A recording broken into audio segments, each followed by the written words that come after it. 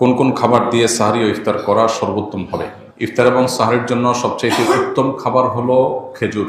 নবী করিম সাল্লাল্লাহু আলাইহি সাল্লাম সাহরি সম্পর্কে বলেছেন, নি'মা সাহুরুল মুমিনি আত-তামর। ইমানদারের কতই না উত্তম সাহরি হলো খেজুর। তিনি ইফতার করতেন সাধারণত খেজুর দিয়ে, এবং যে খেজুর দিয়ে তিনি ইফতার করতেন সেটা ছিল আধা পাকা আধা কাঁচা খেজুর। সাধারণত গোড়ার অংশ থেকে পাকা শুরু হয়, এরপর আস্তে আস্তে মুখের অংশের দিকে যায়। গোড়ার অংশ থেকে অর্ধেক পেকেছে, নরম হয়েছে, আর বাকি অর্ধেক কচকচে কাঁচা। এই খেজুরকে বলা হয় রোতাব। নবী সাল্লাল্লাহু আলাইহি সাল্লাম এটা দিয়ে সাধারণত ইফতার করতেন। গরমের সময়, রমজান হলে এটা পাওয়া যায়।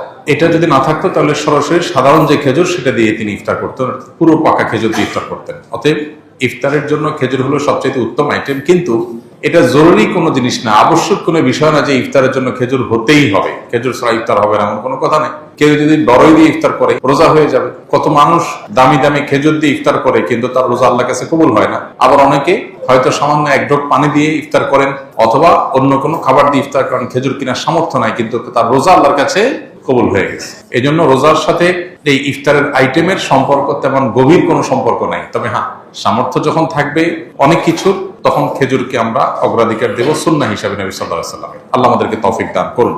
ঠিক একইভাবে সাহরির জন্য এই একই খাবারকে বিশেষভাবে গুরুত্ব দেওয়া উচিত। সাহরিতে আমরা সাধারণত ভাত মাছ যাই খাই না কেন, একটা খেজুর আমরা খেয়ে নিতে পারি, একটু খেজুর খেতে পারি, দুটা খেজুর খেতে পারি, তাহলে সেক্ষেত্রে আমাদের সাহরিতে খেজুর খাওয়ার যে সুন্নাহ সেটা আদায় হয়ে যাবে ইনশাআল্লাহ। আরেকটা গুরুত্বপূর্ণ বিষয় হলো যে খেজুরের মধ্যে প্রচুর পরিমাণে খাদ্য শক্তি আছে, অনেক বেশি এনার্জি আছে, যার কারণে খেজুর এটা যখন ইফতার এবং সাহরি উভয়টাতে খাওয়া হয় তখন রোজা রাখাটা মানুষের জন্য সহজ হয়। আর সবচেয়ে বড় কথা হলো নবী করিম সাল্লাল্লাহু আলাইহি ওয়াসাল্লাম সুন্নাহ, অতএব সেই চেষ্টাটা আমরা করব। কিন্তু কারোর যদি খেজুর কেনার সামর্থ্য না থাকে, কেউ যদি খেজুর ছাড়াও ইফতার করেন, যেটা বলছিলাম, তার রোজার সওয়াবে কোনো ঘাটতি হবে না, বরং রোজা নির্ভর করে তার তাকওয়ার উপরে, তার রোজার যে দাবি আছে, রোজার যে অন্তর্নিহিত দিকগুলো আছে সেগুলো বাস্তবায়ন করার পর। আল্লাহ আমাদেরকে তৌফিক দান করুন। রোজা অবস্থায় কোনো ব্যক্তি যদি সফরে বের হয় তাহলে তার বিধান কি? সফরে বের হলে মুসাফির রোজা রাখবে নাকি রাখবে না? সফরের দূরত্ব যদি হয়, মুসাফির যদি হয়, এই ব্যক্তি রোজা রাখা বা না রাখার ক্ষেত্রে স্বাধীন। শরীয়ত তাকে রোজা রাখতে বাধ্য করে না। তবে যেই রোজা সফরের কারণে রাখা হবে না, সে রোজা রমজান করে রেখে দিতে হবে, এবং এর কারণে তার কোনো গুনাহ হবে না। আল্লাহ বলেছেন, ফামান কানা মিনকুম মারিদান আও আলা সাফারিন ফাইদ্দাতুম মিন আইয়ামিন উখরা।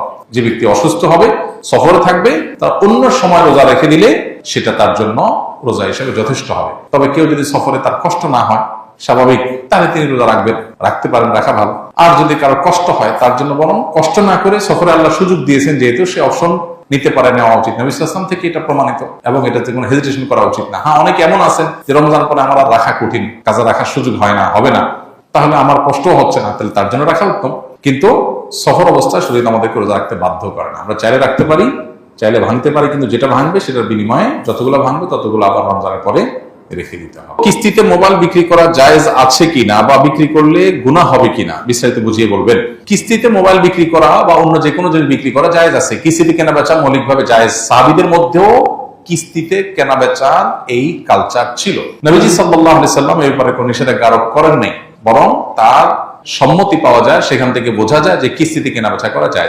এখন কিস্তিতে কেনাবেচা করলে যেটা হয়, সাধারণত নরমাল কিস্তিতে, যদিও আমাদের বড় বড় বিভিন্ন আপনার কোম্পানিগুলো তাদের ফ্রিজ বা বিভিন্ন আইটেম বিক্রি করার ক্ষেত্রে কিস্তিতে বিশেষ পলিসি অবলম্বন করে, যেগুলোর কারণে সেটা নাজায়েজ হয়। এমনিতে জেনারেল কিস্তিতে ধরুন আপনি একটা জিনিস, একটা মোবাইল কিনলেন, ওইটার দাম ধরেন 10,000 টাকা, কিস্তিতে কিনলেন, আপনার কাছ থেকে 12,000 টাকা দাম রাখলো, 12টা কিস্তি করে দিল, এটা জায়েজ আছে, এটা নাজায়েজ না। কিন্তু এটা কোন প্রক্রিয়া আপনার নাজায়েজ হয়, সেটা আপনাকে ভালো করে জেনে নিতে হবে যে আপনি যখন কিস্তিতে কোনো বিশেষ লেনদেন করবেন, বিশেষ করে যখন সেখানে এই সহজ লেনদেনের বাইরে আরো কোনো শর্ত আরোপ হবে, তখন আপনাকে ভাবতে হবে যে সেটা শরিয়া আপনাকে অনুমোদন করে কিনা। রমজান মাসে কিছু কিছু মসজিদ কয়েক মিনিট আগে আজান দিয়ে দেয়, সেক্ষেত্রে আমরা কোন আজানটি অনুসরণ করে রোজার ইফতার করব?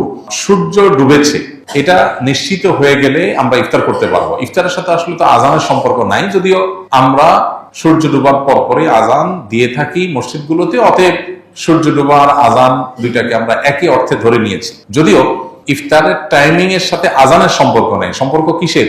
সূর্য ডুবার। অতএব সূর্য ডুবেছে এটা নিশ্চিত হয়ে গেছেন, আপনি ইফতার করতে পারবেন। এত মিনিটে সূর্য ডুবে গেছে, এত মিনিট পার হয়ে গেছে, মানে নিশ্চিত আপনি ইফতার করতে পারবেন।